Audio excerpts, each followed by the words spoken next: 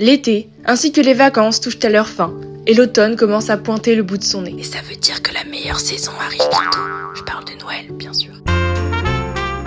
Mais bref, la rentrée c'est demain, mais pas de panique, tout va bien se passer. Perso, je fonctionne en année scolaire, donc pour moi l'année commence en septembre. C'est donc le moment parfait pour tout remettre en ordre et reprendre de bonnes habitudes pour cette nouvelle année. Bienvenue dans cette nouvelle vidéo où je vous donne 12 choses / habitudes à faire avant la rentrée, ou la semaine de la rentrée bien sûr, on n'est pas à quelques jours près. Afin de bien commencer l'année, et ça peut même être une habitude à prendre toutes les semaines par exemple, c'est de ranger / nettoyer son environnement. Que ça soit sa chambre, si on vit encore chez ses parents, que ça soit son appartement, que ça soit sa maison, peu importe ce qu'on a et dans quoi on vit, mais déjà le ranger, le nettoyer, enlever toutes les saletés, passer l'aspirateur, passer un coup pour enlever la poussière, ranger, nettoyer par exemple son linge, nettoyer les draps de son lit, tout ce genre de choses, aérer la pièce, enfin peu importe, c'est tellement important, ça permet d'aérer aussi son esprit et de vraiment bien redémarrer la semaine, voire l'année, et en plus c'est très méditatif. Au vu de la rentrée qui approche, je pense que vous l'avez déjà fait, mais une autre des choses à faire avant la rentrée évidemment, c'est de préparer et d'acheter les fournitures scolaires, tout ce dont vous avez besoin si vous êtes encore à l'école ou étudiant, et si vous êtes au travail, des fois on peut avoir besoin de faire le plein de petits papiers, de choses pour s'organiser, etc. Donc n'hésitez pas à le faire en même temps, ça peut être utile. À l'approche de la rentrée, ce qui peut être intéressant de faire vraiment pour que tout soit clean et redémarrer vraiment à zéro, même si c'est la semaine de la rentrée, il n'y a pas forcément d'urgence, c'est de trier un petit peu plein de choses dans son environnement, à savoir déjà par exemple trier ses vêtements ou son placard. Ça peut déjà être intéressant parce que ça permet quand même de faire un peu un bon refresh, de savoir ce qu'on a besoin, si on a besoin de racheter certaines choses, ou au contraire juste de nettoyer, d'enlever ce qui est superflu, ce qui ne sert pas en réalité, et du coup ça ne serait-ce que de cleaner un petit peu et de trier certaines choses, ça permet de faire aussi du tri inconsciemment dans notre tête, et ça fait qu'on redémarre l'année beaucoup plus sereinement, et en même temps tout est fait, on sait qu'on n'aura pas à le refaire avant en tout cas quelques semaines, quelques mois, voire l'année d'après.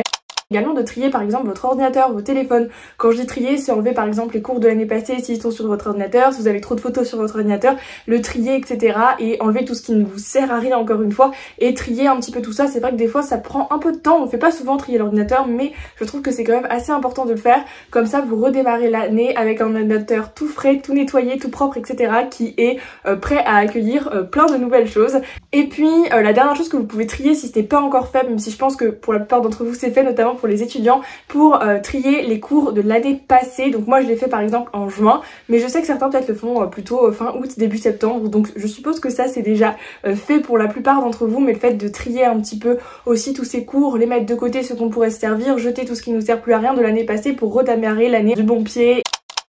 Je vous en parle souvent dans mes vidéos, mais prendre du temps pour soi, c'est si important, et encore plus à l'approche de la rentrée, d'une nouvelle année, d'un nouveau changement, parce que ça peut bousculer aussi, émotionnellement parlant, même physiquement. Donc prenez du temps pour vous, que ça passe par une skincare, que ça passe par prendre un bon bain, que ça passe par vous mettre de la crème sur le corps, comme je viens de le faire, par prendre une bonne douche, par aller un peu sortir dehors, faire un tour à pied, mais prenez en tout cas du temps pour vous, quelque chose qui vous fasse plaisir. La prochaine chose à faire avant la rentrée, c'est très en lien avec ce que je viens de vous dire, c'est de prendre le temps de se reposer, de recharger ses batteries. Alors là par exemple que ce soit regarder une série, une vidéo YouTube, un film, que ce soit par exemple aller lire parce qu'on aime bien lire, ou alors même si on n'aime pas ça, que ce soit je sais pas, jouer à un jeu vidéo, aller à une piscine, aller se balader, prendre du temps en famille, entre amis, peu importe, mais en tout cas prendre le temps de se reposer. Ça ne serait pas moi si je vous parlais pas dans cette vidéo de cuisine, parce que vous savez à quel point je suis passionnée par la cuisine. Bon, j'en fais un peu mes études parce que je suis en études de diététique, mais bref, peu importe. Si vous avez le temps et que vous aimez ça, surtout, c'est quand même important de cuisiner un bon petit plat, quelque chose de réconfortant, quelque chose qui vous fasse plaisir, de prendre ce temps aussi pour vous, parce que quelque part, c'est un temps où si on aime ça, c'est aussi un temps qui nous permet de penser à autre chose, etc. De vous faire un bon petit plat, quelque chose de sain idéalement, parce que ça nous permet de vous donner une bonne énergie et plein de bonnes choses à votre corps pour qu'il fonctionne correctement et qu'il soit efficace avec cette rentrée qui arrive. Mais vraiment de prendre le temps de se cuisiner quelque chose, que ce soit n'importe quoi en réalité, que ce soit du sucré comme du salé. Bon, si vous aimez pas cuisiner, c'est pas grave, vous n'êtes pas obligé aussi, bien sûr, faut pas que ce soit une corvée, sinon ça ne sert strictement à rien. Je vous laisse également en barre d'infos toutes les informations concernant les 2 recettes que je viens de faire dans cette vidéo, à savoir la liste d'ingrédients et toute la préparation de ces recettes si jamais ça vous intéresse. Par la même occasion, j'en profite pour vous dire que sur ma chaîne, il y a pas mal de recettes food, des what I eat in a day, des vidéos de recettes healthy et gourmandes parce que forcément c'est en rapport avec mes études et que j'adore cuisiner, mais également des recettes pas chères, enfin bref, tout un tas de thématiques food, donc n'hésitez pas à aller voir si jamais ça peut vous intéresser.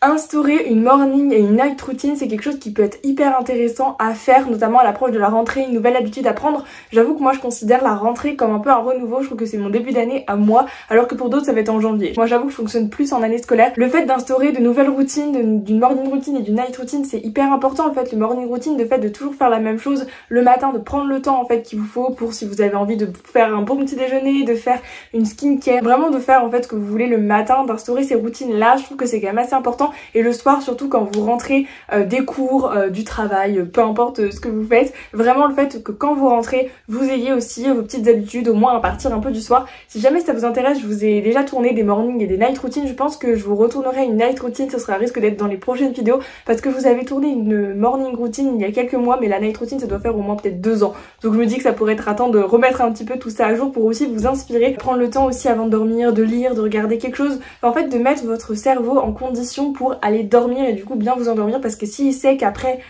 telle chose que vous allez faire, tel moment que vous allez passer, il sait qu'il va devoir aller dormir, le fait de réduire la luminosité petit à petit, enfin il y a plein d'astuces comme ça qui peuvent vous permettre aussi de trouver du sommeil le soir le plus rapidement possible. Et le fait de prendre, enfin d'avoir des routines aussi, je trouve que c'est quand même assez intéressant. Il y a un truc que je voulais vous parler rapidement dans cette vidéo, c'est ce livre là que je suis en train de lire, que je trouve vraiment incroyable, c'est Pourquoi nous dormons de Matthew Walker. C'est un médecin, ça parle beaucoup de neurosciences et je trouve que c'est hyper intéressant de comprendre, parce que c'est de la vulgarisation scientifique, hein, vous inquiétez pas, tout le monde peut comprendre, mais c'est hyper intéressant de savoir et de comprendre l'importance du sommeil sur notre santé physique comme mentale, sur toute notre vie en règle générale, sur tout ce que ça peut impacter, de comprendre comment ça fonctionne aussi. Donc vraiment si vous vous intéressez à ce genre de choses, je peux que vous recommander ce livre qui est vraiment juste formidable. Et en parallèle du coup de l'instauration des morning et des night routines, ce qui peut être intéressant c'est de prendre le temps du coup, comme je vous parlais du sommeil, de dormir suffisamment, enfin de se coucher pas trop tard pour pouvoir dormir suffisamment. C'est important d'avoir suffisamment d'heures de sommeil pour que toute la semaine on puisse assurer au travail, à l'école, peu importe ce qu'on fait.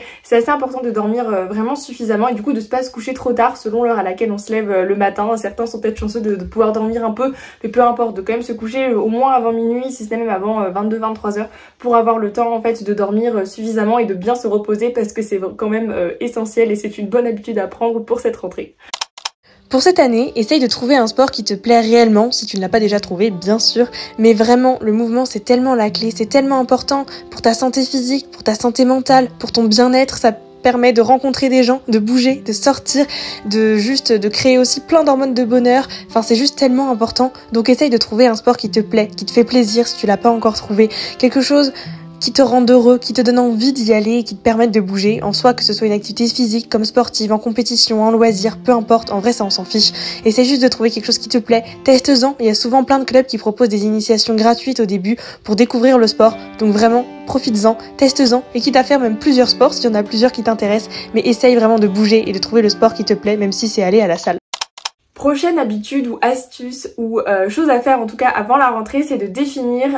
ta façon de t'organiser. C'est hyper important d'avoir une organisation tout au long de l'année, c'est ce qui va te permettre de faire les choses normalement, d'optimiser ton temps, d'éviter de perdre du temps inutilement à faire certaines choses, de savoir toutes les tâches que tu as à faire, que ça passe par des to-do list, que ça passe par noter dans un agenda papier ou même dans un agenda informatique. Même moi je fais surtout des to-do list sur mon téléphone, sur l'application de notes et ça marche très bien. Mais en tout cas définissez la façon dont vous voulez vous organiser pour cette année, que ce soit pour les cours, pour le travail, pour les choses personnelles, de la maison à gérer, etc. Peu importe ce que vous voulez, mais vraiment organisez-vous, c'est vraiment la base des bases. Par exemple le dimanche ou le week-end, prenez un temps pour préparer la semaine ou le soir pour préparer le lendemain, etc. Ça aide vraiment, ça vous fait gagner du temps. On a l'impression que c'est une perte de temps des fois de s'organiser, mais en fait c'est un réel gain de temps après, parce qu'on sait ce qu'on a à faire quand on rentre du travail, le week-end, après les cours, peu importe. S'organiser, c'est si important. Il y a plein d'outils à l'heure actuelle qui existent pour s'organiser, donc je vous invite à trouver le vôtre parce que c'est trop important, et surtout en cette rentrée de trouver vraiment votre manière de fonctionner et comment vous voulez vous organiser.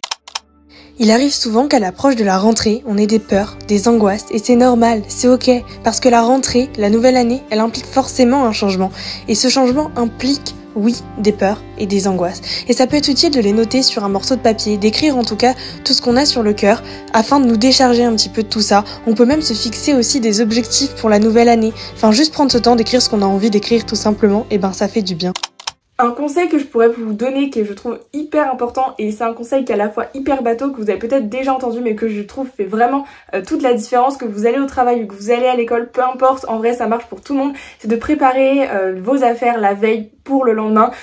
plutôt que le matin même, enfin d'anticiper un petit peu ça, de préparer, si vous avez à préparer vos cours, votre sac de cours, votre sac de travail, si vous avez préparé vos vêtements également pour le matin, et également de préparer par exemple votre nourriture, si vous devez emporter votre nourriture pour le lendemain midi, enfin de préparer toute votre lunchbox, etc. Ça aide vraiment parce que ça vous fait gagner un temps fou le matin, sachant que le matin, le temps qu'il faut se réveiller, on met plus de temps à choisir ses vêtements, etc. On sait pas ce qu'il faut mettre, alors que le soir on est quand même bien plus lucide et ça nous prend beaucoup moins de temps que le matin, et ça nous permet aussi inconsciemment de dormir un peu plus que d'avoir à penser à ok, comment je vais m'habiller, qu'est-ce que je vais manger, etc. Vraiment de préparer la veille, je trouve que c'est un truc qui est hyper méga important et c'est un gain de temps, et je trouve que c'est bien plus pratique aussi de le préparer la veille.